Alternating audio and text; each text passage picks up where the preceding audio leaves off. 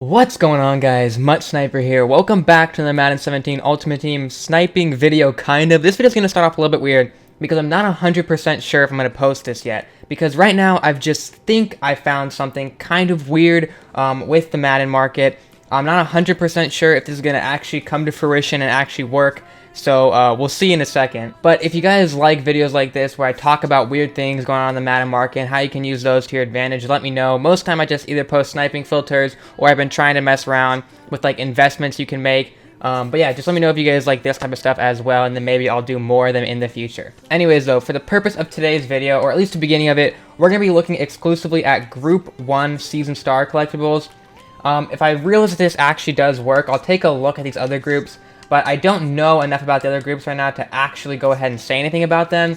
But Group 1 I have been looking at for quite some time now and have been making some notes on it and stuff. And so I think I might have actually found something really interesting here that could end up making us a lot of profit as long as it continues to work. My fear is that once this video comes out, it might not work anymore, but hey, you never know. Anyways, first I'm going to go ahead and show you. I'm going to click on each of these collectibles and show you how much they're going for at the moment. If I head to Brait, you can see about 8 or 9,000. Even just like a second ago, there were plenty of them up for about 7,500 to 8,000 coins. So he's going up in value a little bit right now, but still pretty cheap overall. We'll keep track of that though. So, you know, just for the sake of this video though, most of them were up at 9,000. So we're going to set his price at 9,000. I'm writing that down here. Now, Davis I'll have to come back to because obviously I already bought one of those collectibles. He's going for about 5,000 right now, but I will prove that to you guys in just a second by heading over to the auction house and showing you guys that. Anyway, Glenn here.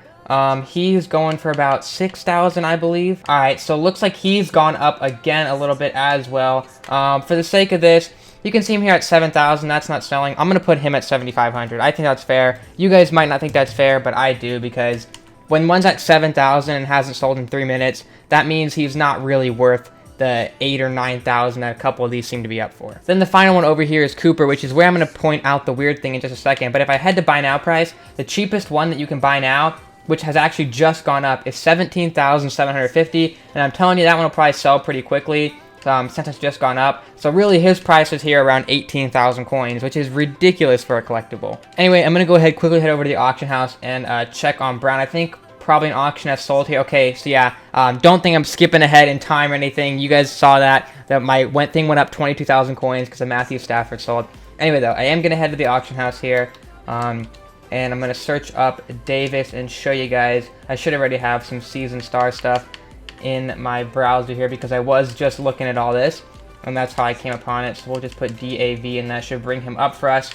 So yeah, you can actually see really cheap, 5,000. This one here is actually only up for 4,500. So we're going to put his price obviously though at 5,000. So excluding Cooper, right, the first 3 collectibles, their value is at about 21,500. Now I'm actually going to head to the players and I'm going to show you the value of each of their regular cards. I guess we're already on Davis, so I'll show you here. He's worth clearly about 50,000 coins. If I head to Brait, you can see he's worth about 60,000 coins. If I head to Cooper, you can see he's worth about 45,000 coins. And then if I head over to Glenn, you can see that he's worth the lowest of the bunch, but still about 30,000 plus coins.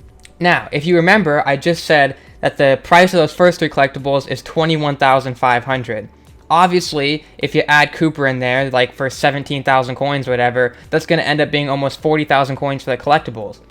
But what if I told you that like just 6 hours ago, I was seeing that Cooper, that very same Cooper collectible, going for like 8,000 coins. That means that for all the collectibles, you'd be paying a little bit less than 30,000 each time, which I think Glenn's really only worth like maybe 25 to 26,000. But that means that as long as you're not getting Glenn, every time you did that set, you'd be making profit. And if you got Glenn, you'd really still only be like breaking even, maybe losing a little bit of coins. But that's obviously going to be balanced out because when you get Brait, you would end up making like 20,000. Cooper, you'd make like 10,000. And Davis, you'd probably make like a little bit over 10,000, like 15,000. All right, you guys, it has been a very, very long wait. I expected it to only be about 2 days or so before I'd be able to be like, look at this, Cooper has dropped down to a much lower value, and bam, there you go. But it's actually Sunday now, and I'm happy this price drop finally freaking happened, man. And I think I understand why it happened, but I wanted to get this video out by Sunday because Season Star collectibles are going to drop tomorrow on Monday when the new set comes out. And I think it was Monday when I mentioned that the other collectibles in this set had dropped in price, because obviously on Mondays the solo challenge also comes out where you can get all these collectibles, and so like the volume of them naturally should make the price of all these cards decrease.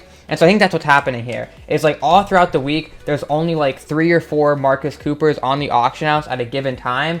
But now on Sunday, people are trying to sell them before the inevitable price drop that happens every Monday when everyone does the solo and puts their cards up. Alright guys, I actually had a bunch of other clips from like earlier in the week where I bought some Coopers for cheap at around like 13,000 or whatever. And because the Season Star player cards were like super high in value, that's why I bought them at a little bit of a higher price.